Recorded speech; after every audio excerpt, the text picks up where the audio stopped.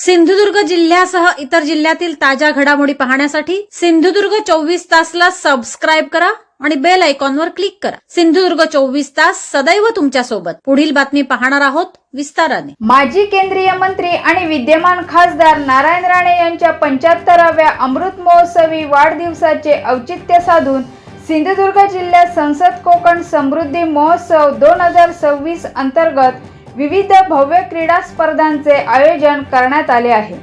भाजप सिंधुदुर्गच्या वतीने आयोजित या स्पर्धा जिल्हाभरातील विविध तालुक्यांमध्ये पार पडणार असून यामध्ये खेळाडूंना रोख बक्षिसे आणि सन्मान चिन्हे जिंकण्याची संधी मिळणार आहे।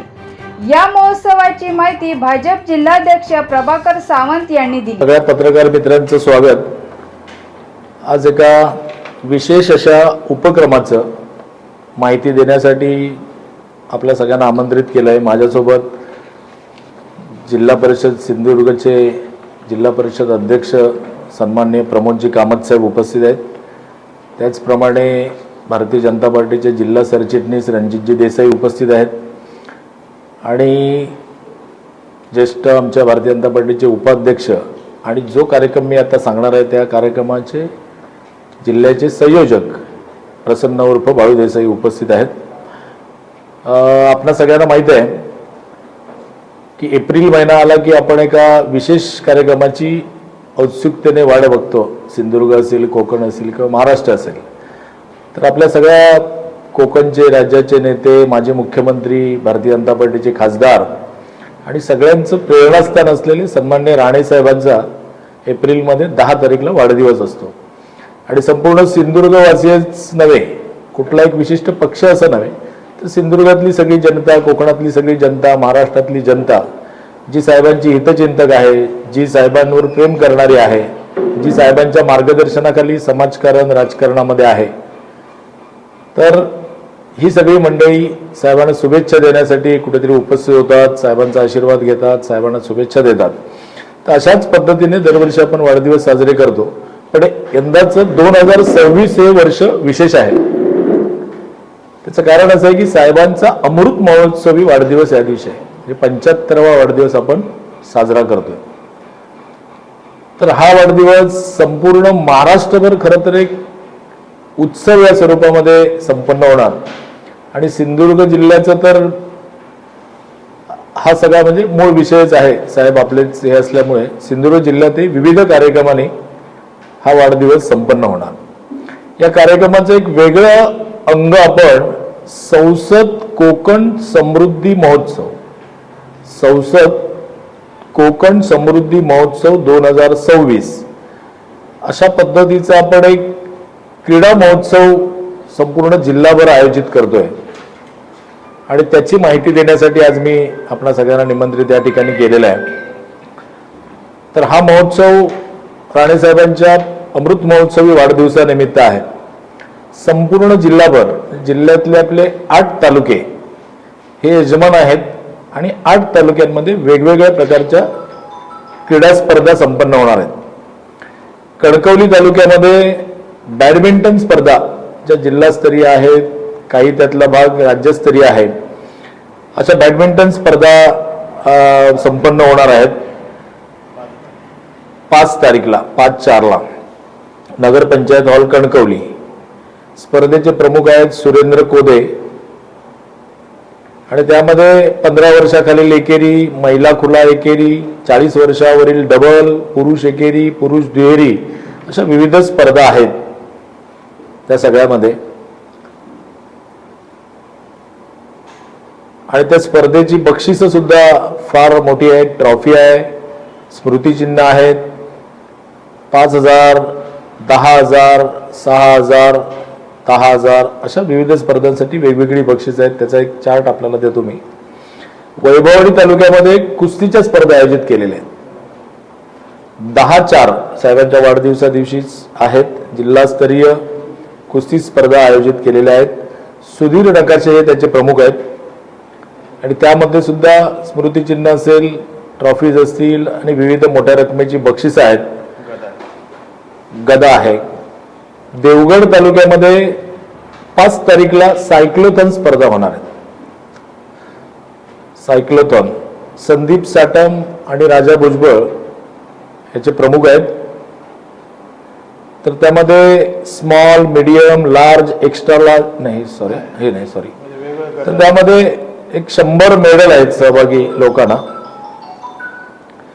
कुडाळ तालुक्यामध्ये ज्या स्पर्धा होणार आहेत त्यामध्ये आंतरराज्य बुद्धिबळ स्पर्धा आणि कॅरम स्पर्धा आहे. 10 एप्रिलला गुलमोहर म्हणजे महालक्ष्मी हॉलमध्ये या संपन्न होतील. संजय वेंगुर्लेकर त्याचे प्रमुख आहेत आणि या स्पर्धांसाठी सुद्धा बुद्धिबळसाठी साधारणतः 35,000ची पारितोषिकं आहेत. कॅरमसाठी 18,500ची पारितोषिकं आहेत. ट्रॉफी, स्मृतिचिन्ह हे आहेच. नंतर मालवण तालुक्यामध्ये बास्केटबॉलच्या डे नाईट स्पर्धा आयोजित केलेल्या आहेत.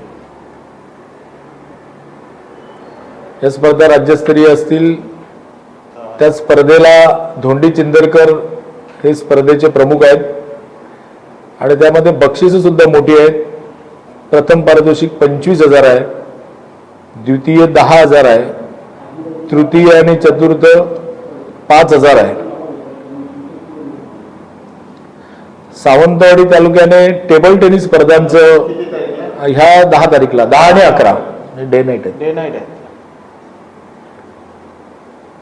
सावंतवाडी तालुक्याने टेबल टेनिस स्पर्धेचं यजमानपद घेतलेलं आहे.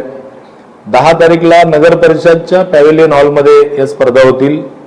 स्पर्धेचे प्रमुख तिथले आमचे मंडल अध्यक्ष सुधीर आडिवरेकर आहेत.